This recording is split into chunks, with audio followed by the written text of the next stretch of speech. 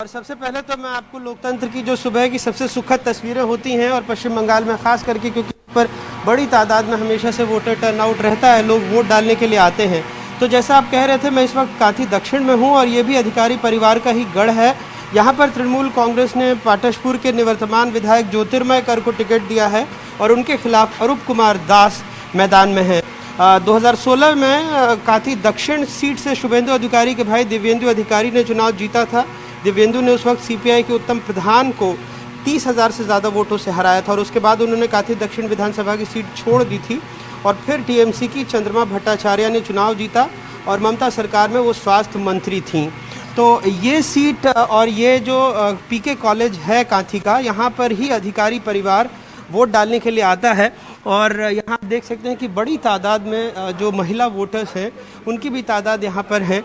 उनसे जानने की कोशिश करते हैं, अगर वो बात करें कि दीदी खेला होबे या असल परिवर्तन खेला हुए खेला होबे दीदी खेला होबे हाँ होबे तो असल परिवर्तन होबे।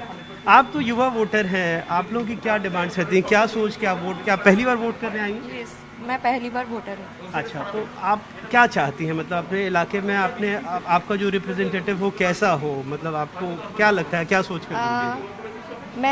मैं एक यंग हूँ तो मैं चाहती हूँ हमारी फ्यूचर का सिक्योर हो, हम जॉब पाए, जो एक बड़ी समस्या है, तो मैं अब यही चाहती हूँ। जॉब्स के लिए वोट डाल रही हैं आप। आपका नाम? देबाश्रिता गिरी। देबाश्रिता, आप फर्स्ट टाइम वोटर हैं। Thank you.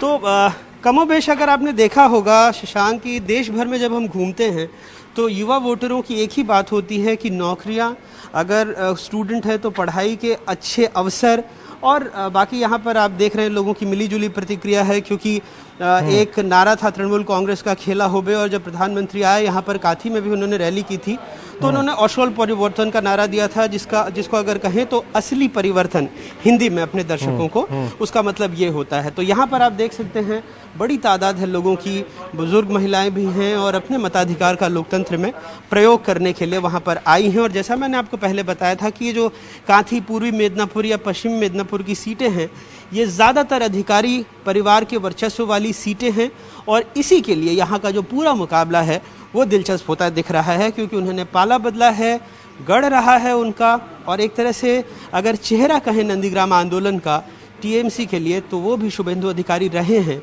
तो इन सारी बातों के मद्देनज़र, चूँकि लोकसभा में आपने खुद बताया कि किस तरह से बीजेपी का प्रदर्शन कह लें, वोट परसेंटेज कह लें, वो बढ़ा है, तो इस बार क्या होता है ये देखना दिलचस्प होगा।